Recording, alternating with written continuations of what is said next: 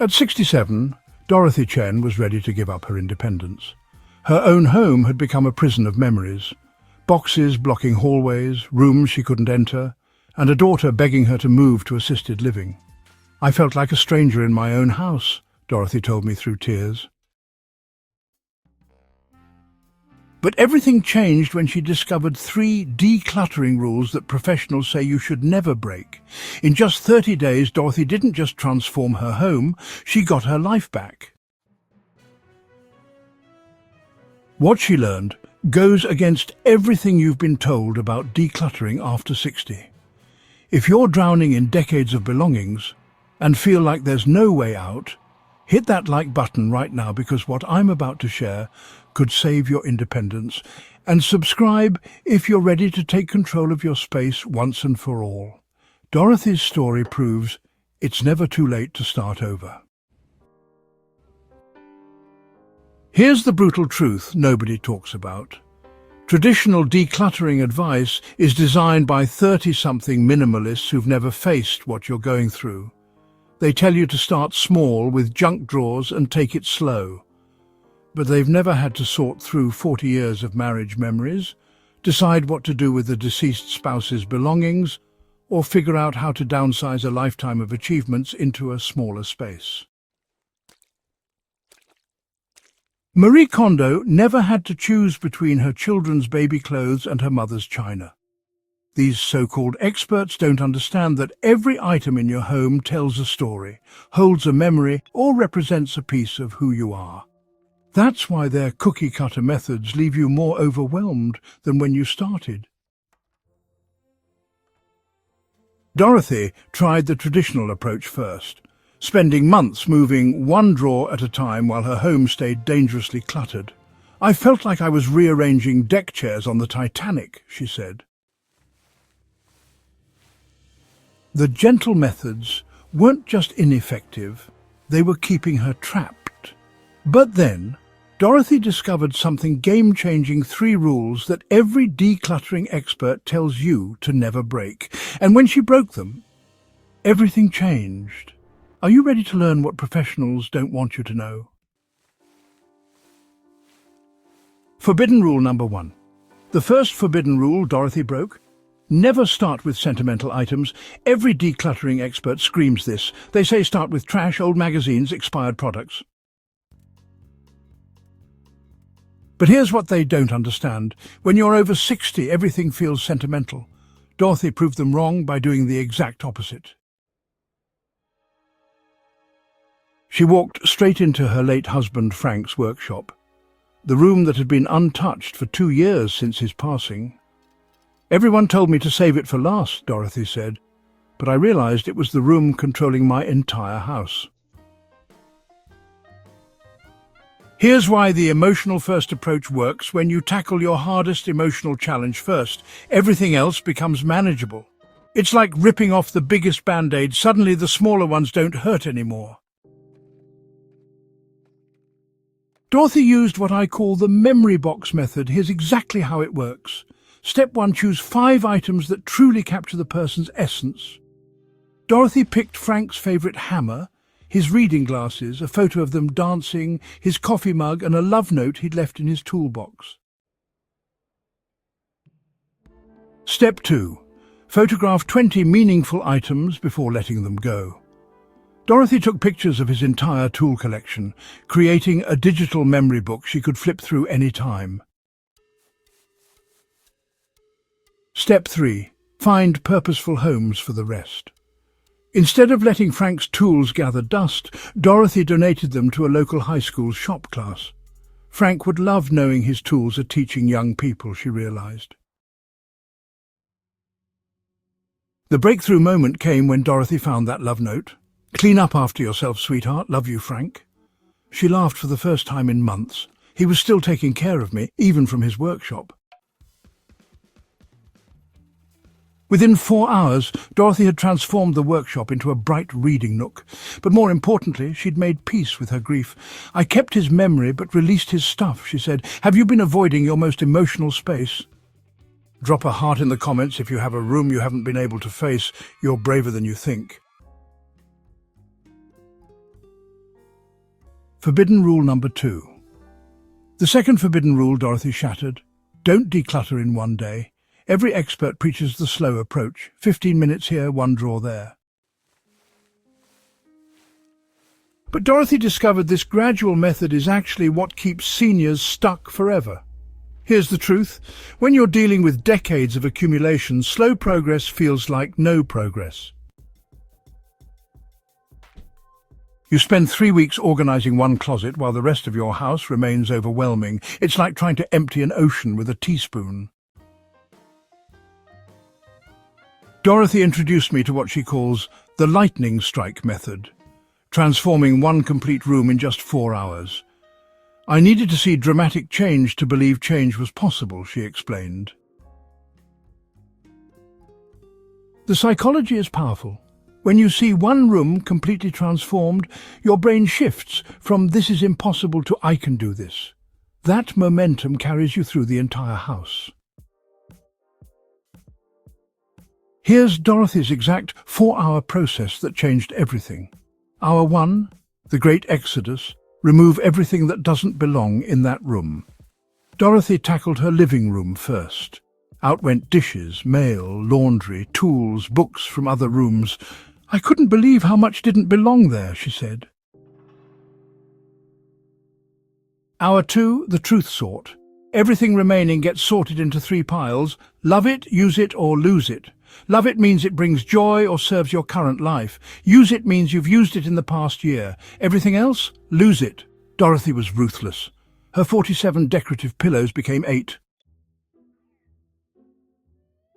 Hour 3. Deep clean and arrange with decisions made. Dorothy cleaned surfaces that hadn't seen daylight in years, then arranged her keepers thoughtfully. "I forgot my coffee table was actually beautiful wood," she laughed. Hour 4, the victory lap. Step back and celebrate. Dorothy sat in her transformed living room with a cup of tea, something she couldn't do before because her chair was covered in papers. The key insight? Your energy and decision-making power are strongest at the beginning. The gradual approach exhausts your emotional reserves before you see results. Dorothy's living room went from cluttered chaos to peaceful sanctuary in one Saturday afternoon. That evening, she called her daughter. "Come see what Mum accomplished today." Her daughter cried. She hadn't seen the living room furniture in 2 years. The lightning strike creates what Dorothy calls proof of concept. Undeniable evidence that transformation is possible. It breaks the paralysis that keeps you stuck. Have you ever started organizing gradually and lost steam? Comment yes. If you've been there, most of us have tried the slow approach and failed. Forbidden rule number 3. The third forbidden rule Dorothy broke completely changed her family forever. Never involve family in decisions. Most decluttering experts warn against this. They say family creates drama, slows you down, makes decisions harder. But Dorothy discovered the opposite was true. "I was sneaking around my own house," Dorothy admitted, "hiding donation bags in my car trunk because I was afraid my kids would object to everything I wanted to release." Sound familiar? Many seniors become decluttering ninjas, working in secret to avoid family conflicts. But this secrecy was exhausting Dorothy and creating more problems. Her adult children sensed something was happening but felt shut out. Everything changed when Dorothy tried a radical approach: complete transparency through what she calls the Heritage Hour method. Dorothy invited her 3 adult children over for what she called a family memory meeting. She was terrified they'd try to stop her decluttering progress, but she explained her situation honestly. "I need to downsize to stay in this house. I want your help choosing what matters most to our family story." Here's exactly how the Heritage Hour works. Phase 1. The story share. Dorothy brought out items she was considering releasing and shared the story behind each one. Her grandmother's china set, Frank's military medals, boxes of family photos, and her mother's jewellery collection. Instead of just seeing stuff, her children heard the memories. Phase 2. The family choose. Each child could select items that were meaningful to them, but they had to commit to taking them home immediately. No, maybe someday storage at Mum's house. Sarah chose the china set, but promised to use it for holiday dinners, not store it in a cabinet. Phase 3. The heritage documentation. Before anything left the house, they spent time photographing items and recording Dorothy's stories about them. Michael used his phone to record Dorothy explaining each piece of jewellery, creating a digital legacy for future grandchildren. The transformation was incredible. What Dorothy expected to be a battle became a bonding experience. Her son said, "Mum, I never knew the story behind Grandpa's watch. Now it means something to me." Her daughter added, "I thought you were trying to erase Dad's memory, but now I see you're preserving what matters most." The china set became the perfect example. For 20 years, Dorothy's wedding china sat untouched in the dining room cabinet, too precious for everyday use, too beautiful to donate. During the Heritage Hour, Sarah shared that she'd always admired it, but assumed it would stay with Dorothy forever. "Take it and use it," Dorothy urged. "China that sits in cabinets serves no one." Now Sarah hosts monthly family dinners using Grandma Dorothy's china, creating new memories with cherished pieces. But the biggest surprise, Dorothy's children became her biggest decluttering supporters. They understood her goals and started helping identify items that could find better homes.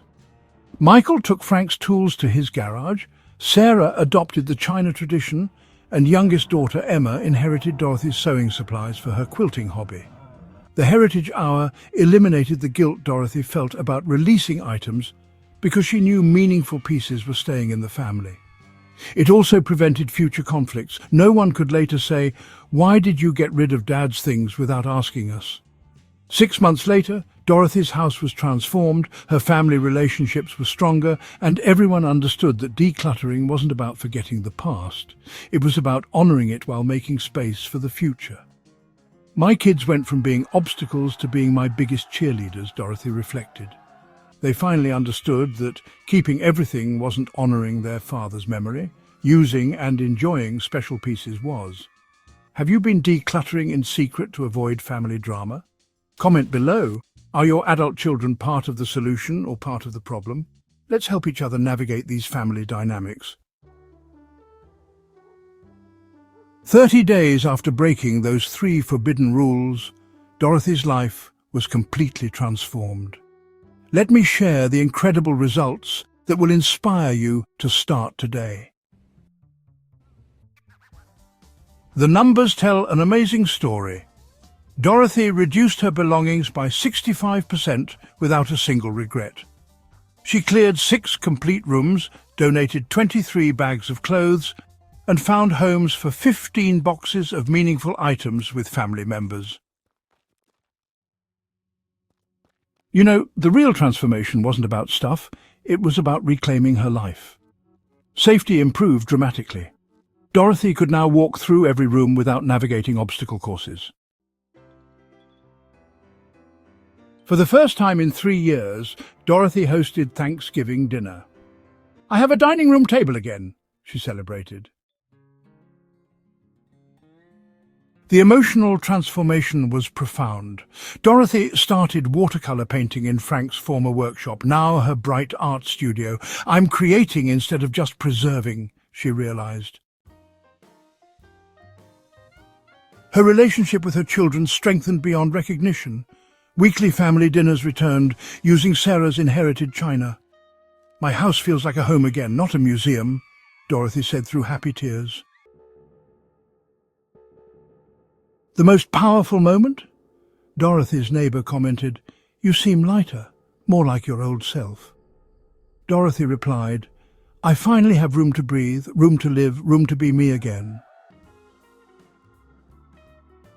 From overwhelmed and isolated to confident and connected, Dorothy proved that breaking the rules can break you free. Her transformation shows what's possible when you stop following advice that doesn't fit your life. Dorothy's story proves it's never too late to reclaim your space and your life. Your home should support your next chapter, not trap you in the last one. If these forbidden rules inspired you, smash that like button and share this with someone ready to break free from clutter. Subscribe for more senior-focused solutions that actually work. Your transformation starts now. Which forbidden rule will you break first?